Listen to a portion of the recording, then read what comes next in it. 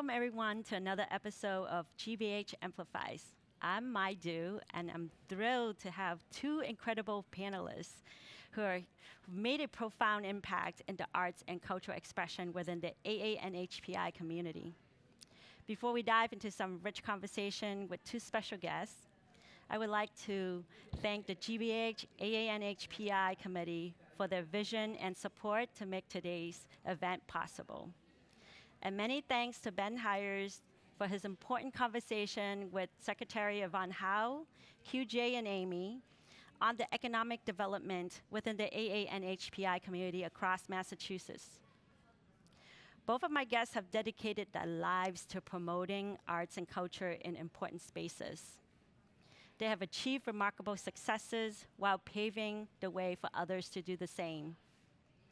Their stories and the organizations that they lead demonstrate the power of self-expression, interconnectedness, resilience, determination, and community.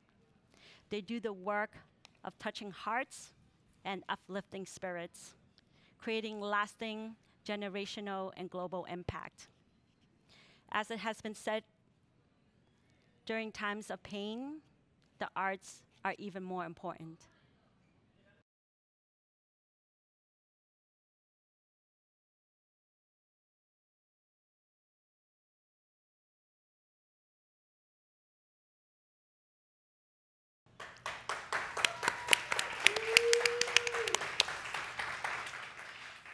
I have the pleasure to introduce my guest here, Connie Chin. Connie is the CEO of Global Arts Live, which is responsible for presenting musical and dance artists on stages across Greater Boston. Connie has held leadership positions at such organizations as the Leventhal Map and Education Center here at the Boston Public Library, the John K. Kennedy Foundation, the Library Foundation, Jacob's Pillow, Craft, and Ocean Spray. Connie is also a former contemporary dancer. Connie. Myra O. Liwanag serves as the executive director of Iskwelahang Pilipino, a pre-K-12 heritage school for the Filipino community with a curriculum that's rich in arts-based learning. She is a firm believer in the arts as a force for cultivating community and building bridges across differences. Connie and Myra, thank you so much for being here. So, tell us about your calling to the arts now and the importance of cultivating empathy. Perhaps it's your spiritual journey into the arts realm. Myra, we'll start with you first. Sure. I would say that the arts for me were a pathway to growth, to connection, and inspiration. Growing up, I grew up in Malden and Tewksbury, and later Melrose. And in those spaces, I was often the only Filipino, or maybe one of two Filipinos in school, and my life was pretty compartmentalized. I was blessed with a big family, a wonderful family that loved music, that loved film, and in my public spaces, in the school spaces, I wasn't as connected to that kind of joy as I was at home. And so a lot of the work that I do now has to do with bringing all of that together so our young people can feel whole and really benefit from the arts. Connie, what about yourself? Well, I grew up here in the Boston area, and on my mother's side, I am the first generation to be born in this country. On my father's side, I am fourth generation to be born in this country. And my parents did an amazing job of helping us have experiences in arts and culture. And I remember, because I got kind of bit by the dance bug early on, but very clear remembrances of learning a Filipino dance with the bamboo sticks. And I don't know if it was the rhythm or the body movement or getting your ankles clipped by those bamboo sticks, but I remember that kind of in my body. I remember a Taiwanese dance that we learned with little bells on the ankles, and we had to make our costumes. So all of those kinds of experiences, they bring you back to your heritage and the traditions of the wider Asian American, Native Hawaiian, Pacific Islander community that you are understanding that you were a part of as an American-born Chinese growing up here. I went on to go on and dance and then in business and then brought them all back together in arts administration in my work now. Amazing, amazing. Myra, when you were talking about just the child, so many children out there can relate to that. And then as a martial artist, I can relate to that bug that you were talking about. Connie, we're in a time of that's plagued by pain, fear, and for so many, isolation. How do you define art and beauty, and wherein lies their power?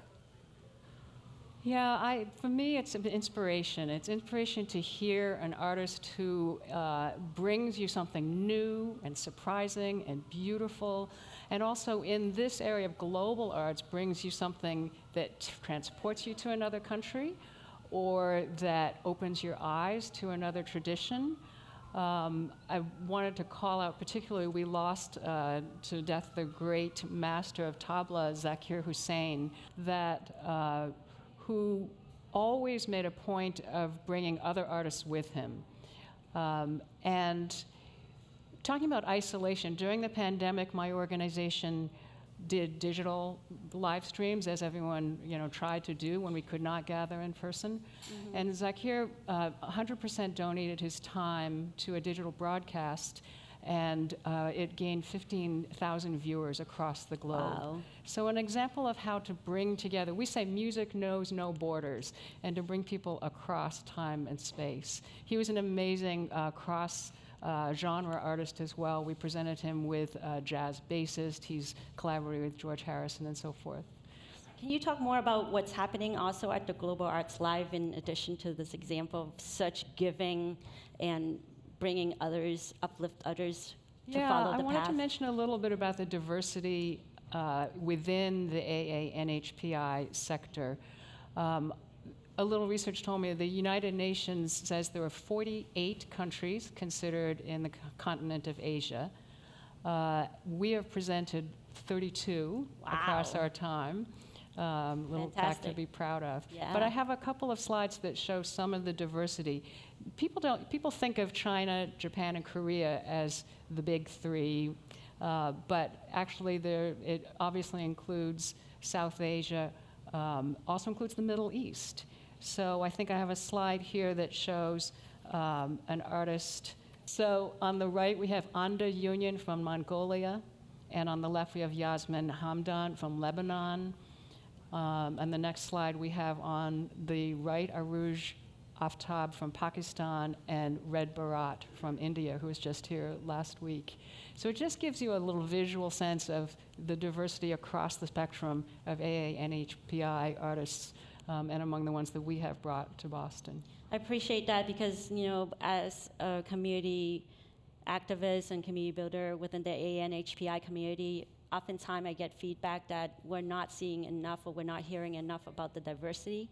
And oftentimes we hear more about the East Asian, but I really commend you for the 32 countries that have been highlighted, and just to commit to this work to really educate and highlight the richness of all of Asia.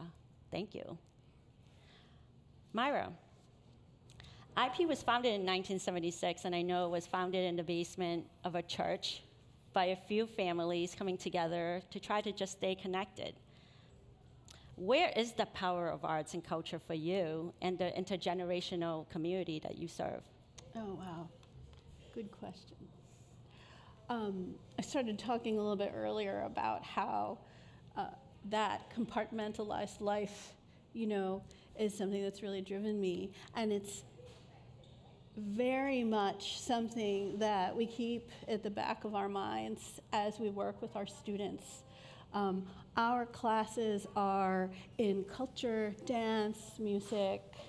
We teach about food. I'm wearing a woven shawl to kind of, yes, thank you, by a Filipino artist that's trying to keep the weaving arts alive in the Philippines.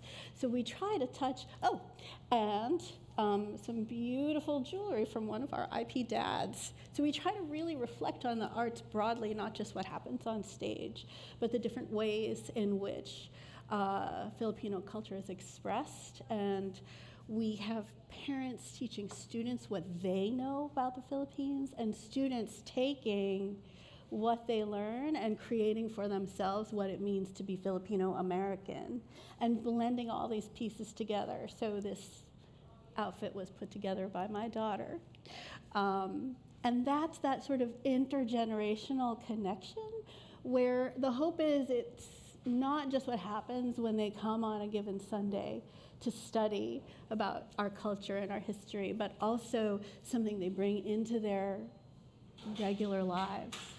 I teach Filipino American experience, which is Filipino American studies, and we're trying very hard to fill a gap in the education of our students so that they can see where and how Filipinos have contributed in this country for centuries. You know, that's not something that's taught in school, and that's something that inspires our students to kind of complete the picture of their sense of belonging here, as well as it comes out in the art as well. You know, we very much have a dialogue about our performances. When we do dance and we perform our traditional rondalia music, and the students have influence and input into what we put on stage, which isn't always traditional. It's often inspired by their own lived experience as Filipino Americans. I'm so glad you brought up Filipino American history.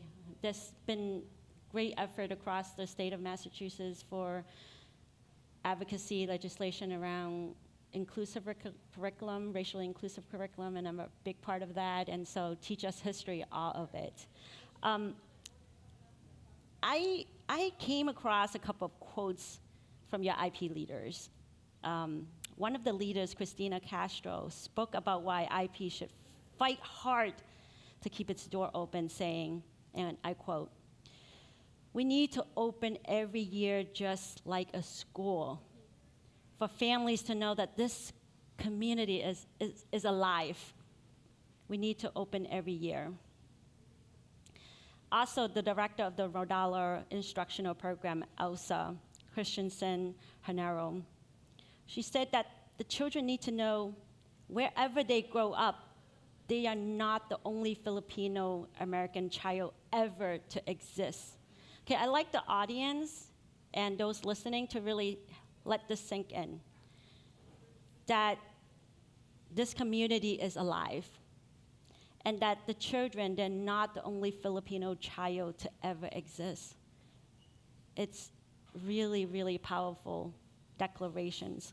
Can you expand on this recognition of a need for a child not to feel alone or even loneliness growing up?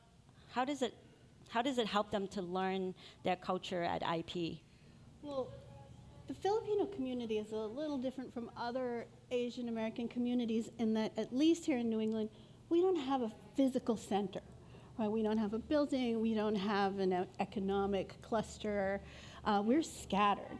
So having Iskwelahang Pilipino open regularly and hold classes with provides a certain sense of stability for the community.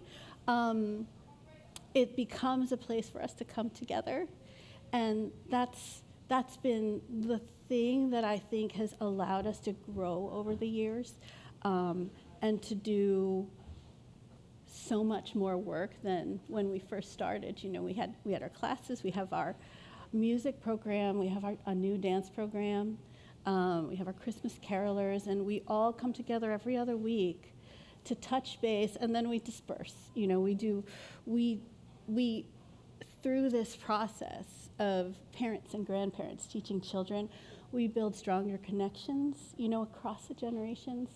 we build stronger families and hopefully stronger young people, who are well equipped when they go out in the world, and secure in who they are. That's powerful. Connie, do you have a reaction to these quotes as I'm reading them? Well, it's very much aligned with my experience to try and understand where one comes from and where one's roots take you. Yeah. Well, at this point, love to have a live audience at the Boston Public Library to come up, and if you have questions for our panelists, please come up to the microphone. Well, Connie, for me, I think that how arts communicates and transmits, right? The relationship between the arts, the artist, the receiver, it's empathy at play. And some call it spiritual connection.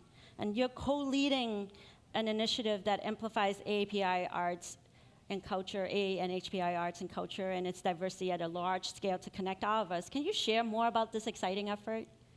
Yeah, for me, this relates very much to what you were just talking about, the diversity of the sector. The Asian Community Fund convened a couple of summits, 2 years running, and the first was listening, a very inclusive effort. Everybody's welcome, and anyone is still welcome to get involved. And out of those summit work, three working groups were formed, one on asset mapping, one on resources for the community, and one on narrative change. And the one that you and I are most involved in is asset mapping. And the exciting thing for me is that I perceive the sector as, the diversity is a strength, but the fragmentation is something that is an opportunity. So for us to all to know more about each other, I didn't know anything about Myra's organization. I learned more today. To convene, and the power that the Asian Community Fund recognizes to bring people together, and you make social connections, and then you start having collaborative opportunities, and that builds into a group action, and you get to civic action, you get to make change in our world. So Such important work. It is. It's so exciting to be involved with it. I thank the Asian Community Fund for their leadership in this Again, way. the Asian Community Fund. We have an audience here with a question, please.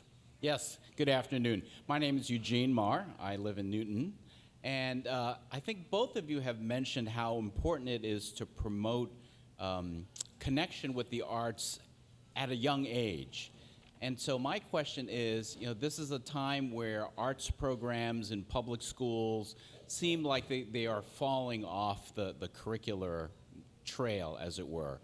What can families do, and what can local communities do to kind of bring back this sort of appreciation for the arts, and particularly arts as they are culturally relevant, so that they are representative of the population that is in the state and is in each local community? Thank you, Eugene. Who would like to take that? Okay. Thanks, Eugene.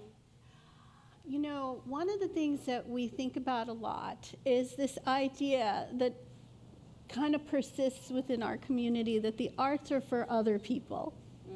The arts are for folks who are not building a new life in this country. They're for people who have lots of money and leisure time.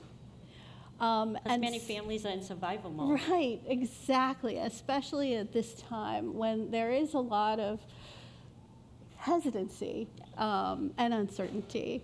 So I think that I hope that families will find that the arts is accessible, and that we can, especially through this work of the collaborative, bringing our Asian American performing arts groups together, to become more aware of what's happening out there, to show up for each other, introduce your children to all the different forms of self-expression. There's so much out there that's within reach.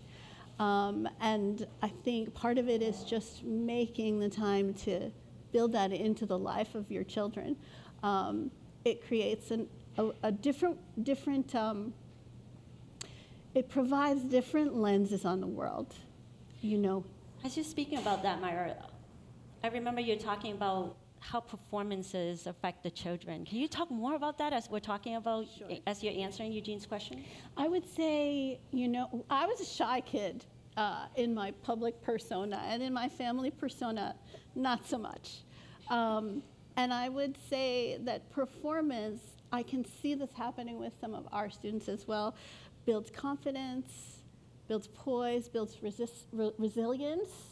And as we see arts programs at risk, especially in schools, it's really important to create those opportunities for children. And one of the reasons that we went into performance is we love music. Mm-hmm. We love performance in our Filipino culture. And you know what? Our kids weren't necessarily being cast, being chosen, being put on stage.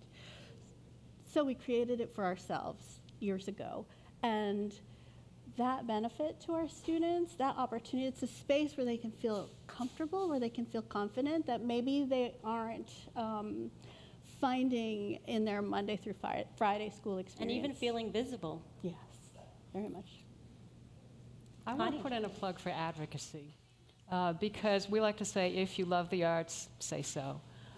We did an effort where at one of our concerts we offered people postcards to write to their state legislators, and 350 people filled out postcards. We walked into the State House. Awesome. The state budget is being negotiated right now. It's a great time to find out who your state legislator is if you do not know. Most of us don't always know. Look it up and just send them a note. Email them, write something, talk about it.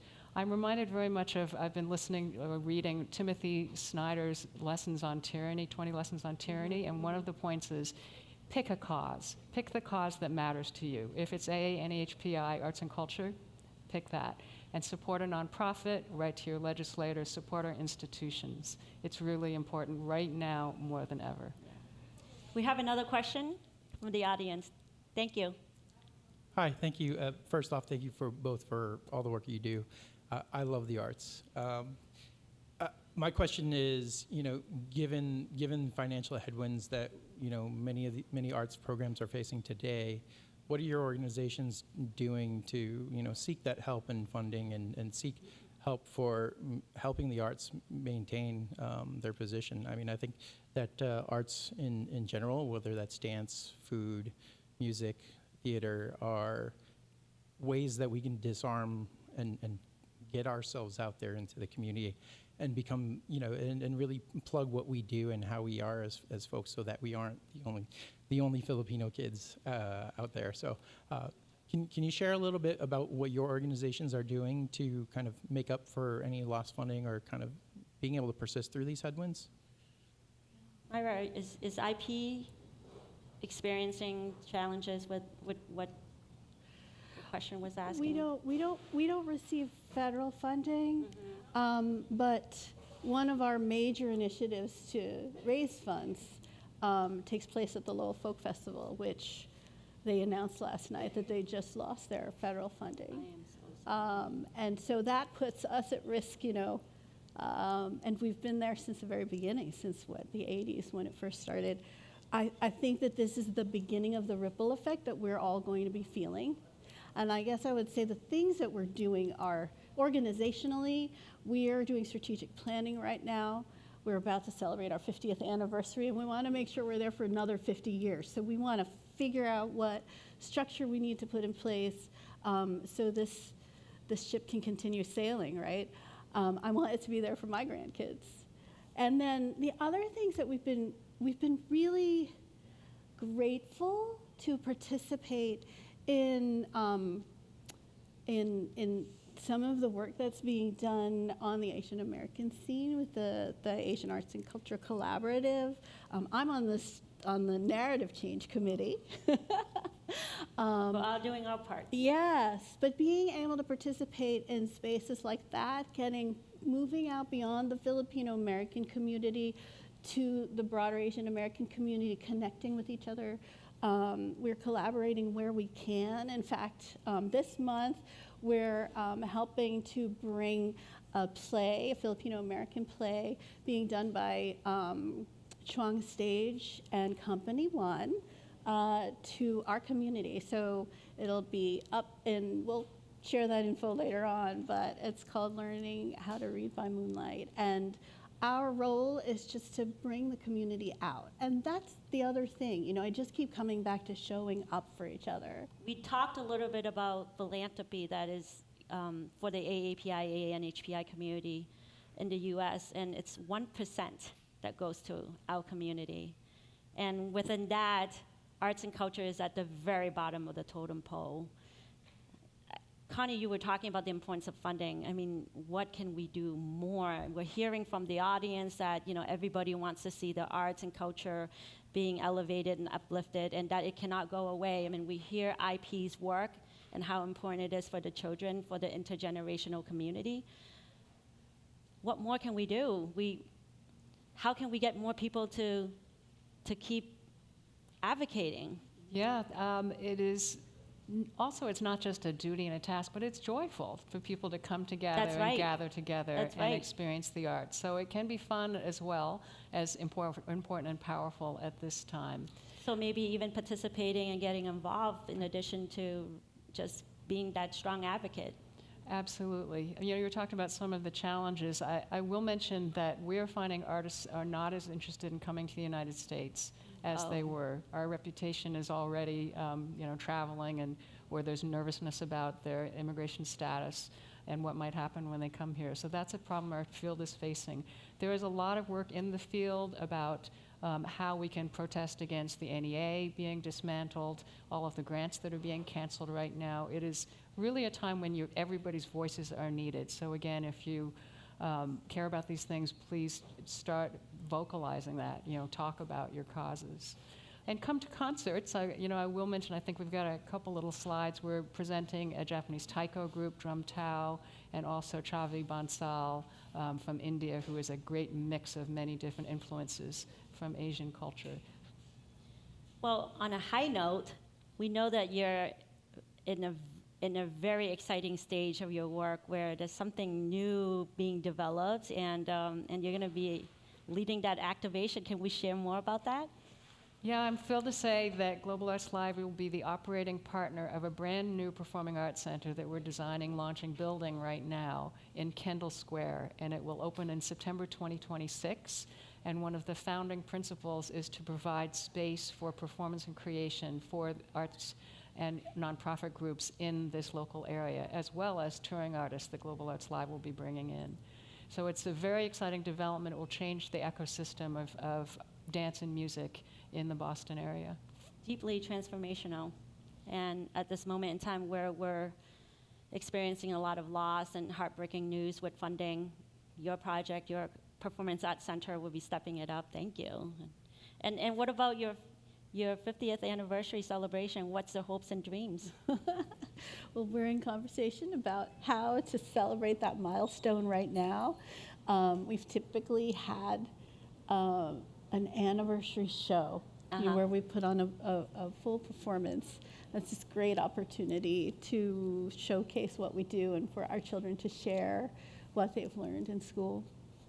Well, I'm also a co-founder of the Greater Malden Asian American Community Coalition, GMAC, and we just acquired property to build out the first Asian American Community and Cultural Center. So in Malden, and just hearing the performance art, your 50th anniversary, and this potential, this to be built cultural center, community center, we're building institution. We're doing it.